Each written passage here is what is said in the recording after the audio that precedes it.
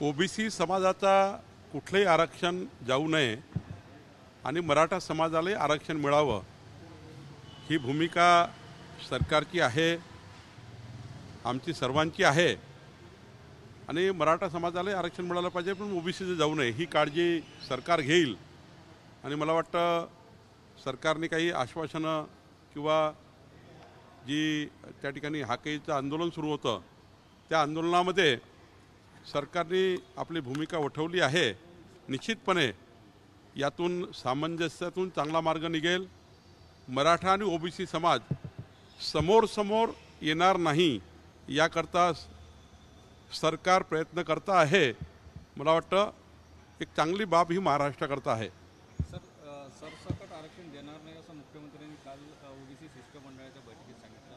जरांगेकडून 1 महिन्याचा वेळ सुद्धा घेतला। मग सरसकट आरक्षण आणि सगळे सोयरे मिळणार की नाही मिळणार नेमकं काय? नाही, मला याच्याबद्दल सरकारची भूमिका मराठा समाजाचं आरक्षण आणि ओबीसीचं आरक्षण यामध्ये सरकार पॉझिटिव्ह आहे, सरकार मार्ग काढता आहे आणि मला विश्वास आहे की सरकार याच्यामध्ये योग्य मार्ग काढेल।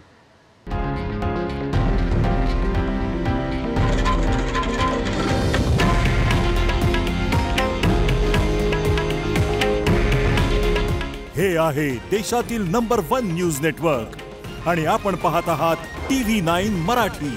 काळजी तुमची, हित महाराष्ट्राचं।